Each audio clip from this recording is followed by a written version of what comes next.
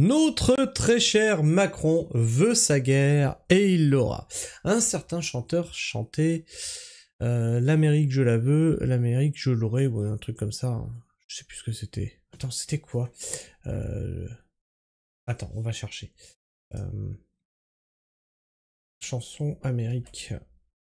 Qu'est-ce que c'est que ça? Mais non, mais c'est pas ça que je veux. Mais dégage toi. Et tais-toi. Chanson Amérique. Je l'aurai. Tac, tac, tac, tac, tac. Bah, c'était l'Amérique. Joe Dassin. Je suis très nul pour remettre les chansons sur un auteur. Voilà, il disait, mais l'Amérique, je veux l'avoir et je l'aurai, tu vois, je l'avais vraiment, j'avais les bonnes paroles, c'est bon, on est dedans. Et donc, c'est notre Macron. Macron, lui, il dit, la guerre, je la veux, et la guerre, je l'aurai. Et oui, ça y est, c'est confirmé, il y a 26 pays qui envoient des troupes sur le territoire ukrainien, dont la France fait partie. Bien sûr, mais ce n'est pas pour faire la guerre. Non! C'est des troupes de réassurance. Bien sûr. En même temps, ils ont dit aux hôpitaux, il faut vous préparer à avoir des blessés de guerre. Attention, mais on n'est pas parti là-bas pour faire... Ah non, on n'est pas parti là-bas pour faire la guerre, attention, ne vous trompez pas, nous sommes partis là-bas pour réassurer. C'est comme un assureur, tu vois, il assure, mais nous on réassure derrière. Tu vois. Oui, bien sûr. C'est comme ça que ça marche. Alors on va écouter notre leader suprême charismatique, Monsieur Emmanuel Macron. Alors, c'est John de Lorraine qui nous poste ça.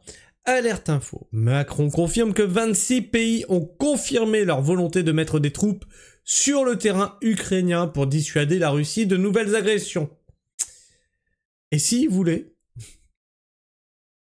je veux dire, si la Russie veut, elle vous déboîte. Vous avez une vingtaine de pays qui ont confirmé leur volonté de mettre des troupes sur le terrain, d'avoir un soutien sur l'espace aérien ukrainien, dans l'espace maritime ukrainien, et donc d'être impliqués dans des fortes réassurances. C'est considérable, et donc c'est une avancée qui s'est cristallisée ces derniers mois. La formalisation se fera dans les prochaines semaines, elle aura à se consolider, mais d'ores et déjà, elle est formalisée pour ce qui est de l'effet utile. Ce ne sont pas des déclarations d'intention. Quand le président Zelensky vous dit 26 pays, ces 26 pays, en fait, les 35 pays de la coalition des volontaires feront partie des garanties de sécurité. 26 pays ont formalisé très précisément leur contribution. Et donc le document que nous avons aujourd'hui, c'est un document de planification militaire. Donc tu as les 35 pays qui disent on est avec l'Ukraine, certains certainement envoient de l'argent, nous on a fait les deux, tu vois, on envoie de l'argent et des troupes. Et puis après ça va nous péter à la gueule. Bravo Macron. Où ces 26 chefs d'état-major, puis ministres de la Défense et chefs d'État et de gouvernement ont confirmé ce qu'ils étaient prêts à faire. Chacun dans leur capacité, on est en complémentarité. Maintenant, on va continuer ce travail. On va maintenant, dans les tout prochains jours, le finaliser avec les États-Unis pour avoir la précision sur les soutiens qui sont prêts à apporter, du monitoring du cessez-le-feu jusqu'à toutes ces lignes-là ou sécurité. Et derrière, ensuite, nous aurons en effet à formaliser des textes politiques, c'est-à-dire préparer un accord de paix durable et avoir sans doute un accord multilatéral ou une série d'accords bilatéraux de soutien.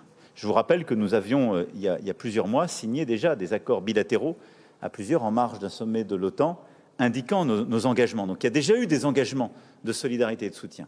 La force de ce qu'on fait là, c'est que ça va beaucoup plus loin. C'est une planification militaire qui donne le détail des contributions que nous sommes prêts à apporter pour le format d'armée ukrainienne et sur nos forces de réassurance. Voilà.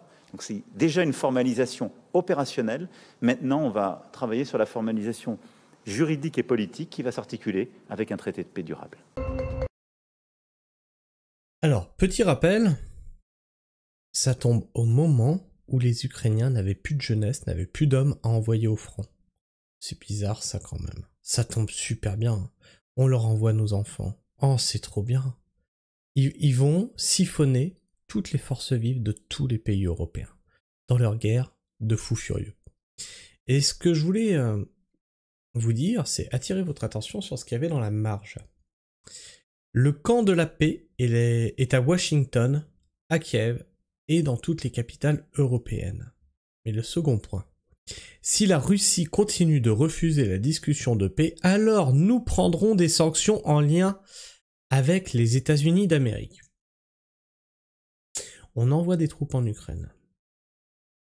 Donc là, on s'implique dans une guerre. Et de l'autre côté, ceux qui donnent les ordres, c'est le maître USA. On est le bon petit caniche. Encore une fois, les USA ne nous respectent pas. Les USA n'en ont rien à foutre de nous. Pourquoi c'est pas eux qui envoient des troupes en Ukraine? Pourquoi c'est l'Europe? Pourquoi ils prennent pas leurs responsabilités puisque c'est eux qui donnent les ordres? On va devoir appliquer des ordres qui ne viennent même pas de nos propres pays, qui viennent de Washington, enfin qui viennent des Amériques en tout cas. C'est-à-dire que eux vont donner les ordres et nous on portera les conséquences des actes. Ah oui, pas des soldats américains qui vont tirer, c'est des soldats européens, français, italiens, espagnols.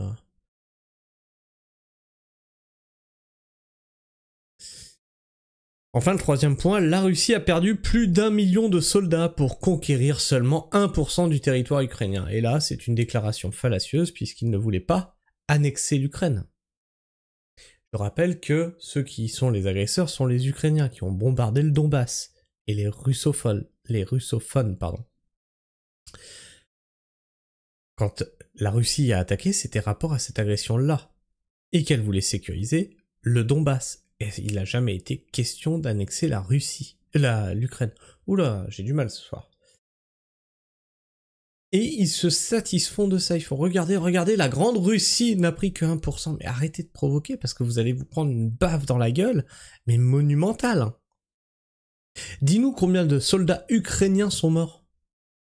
Ils ont même plus de force. Dis-nous combien de milliards on a envoyé, combien de véhicules on a envoyé. Il n'y a plus rien debout. Il n'y a rien qui tient face à l'armée russe actuellement. Tout ce que vous leur avez envoyé, ils l'ont pété. C'est-à-dire que s'ils voulaient, réellement, ils auraient avancé. Ils ne voulaient pas avancer. Qu'est-ce qu'il se dit dans les commentaires? À quel moment peut-il s'engager dans un conflit potentiellement mondial sans en demander l'autorisation au moins au Parlement? Parce qu'en fait, c'est tout le jeu de l'Europe, OTAN, etc. C'est que ça passe par-dessus la souveraineté des pays. Ah mais on te demande pas ton avis à toi, petit peuple. Non! C'est l'Europe qui a décidé, qui dirige le truc. On a ensuite l'OTAN qui passe par là-dessus, et tu vois bien que les ordres sont donnés par les USA. Sans en demander l'autorisation au moins au Parlement, ou mieux encore aux Français directement, les soi-disant représentants des deux parlements. Vous allez enfin nous en débarrasser avant de mettre en danger nos enfants. Bien qu'ils soient hors de portée des parents, il me semble que députés et sénateurs, vous êtes directement au contact des Français dans vos circonscriptions. Comment pourriez-vous justifier que de jeunes Français soient engagés dans un conflit qui ne nous concerne pas? Dégagez-le au plus vite. Ils en ont rien à foutre. Ils bouffent à la gamelle et je peux t'assurer que c'est pas leurs enfants qui partiront au front. Macron veut la guerre, c'est le seul moyen qu'il a pour éviter la démission. Perso, je l'ai su quand il a indiqué il y a quelques semaines que les usines d'armement en France alimenteront l'Ukraine. C'est un signal fort adressé à Poutine, pourquoi pas, pour qu'il vise la France. Il y a ça, il y a les hôpitaux qui doivent se mettre en rang de bataille pour préparer des blessés de guerre, etc., etc. Il y a quand même beaucoup d'alarmes là qui doivent vous faire tilter. Pas d'armes, c'est fait. Pas de canon, c'est fait. Pas de missiles, c'est fait. Pas d'avion, c'est fait. Pas de troupes, c'est fait. Cette sale clique belliqueuse nous ment dans la gueule depuis 2017. J'y crois pas un instant. Les seuls qui s'agitent pour entrer en guerre sont la France, l'Angleterre et l'Allemagne. Eh oui. 26 pays? Non. Seulement 26 politiciens russophobes de ces pays. Les gens ne les soutiennent pas, ils ne sont pas d'accord avec eux, personne n'a jamais demandé l'avis de la population, les Européens ne veulent pas de guerre, ni contre la Russie, ni contre personne d'autre. Et je suis assez d'accord avec ce dernier commentaire. Et toi, est-ce que tu es d'accord avec ce commentaire? Vous ne voulez pas de guerre, vous ne voulez pas ni avec la Russie, ni avec personne d'autre, vous ne voulez pas envoyer vos enfants, ou pensez-vous que Macron a raison d'envoyer des troupes en Ukraine pour réassurer, hein, on ne sait pas ce qu'on assure, on ne sait pas ce qu'on réassure, mais en tout cas on réassure. Est-ce que tu penses que Macron a raison de faire ça? Bah, tu me dis tout ça dans l'espace commentaire, tu me partages ton avis, ton opinion, et si tu es encore là en fin de vidéo, n'hésite pas à t'abonner. Bien sûr, il faut partager cette vidéo autour de toi, c'est très important. On va pas vers des temps qui chantent, hein. Clairement, là on va vers des temps sombres. Sur ce, moi je vous fais la bise, prenez soin du sol, bien entendu, et restez pragmatiques. Ciao.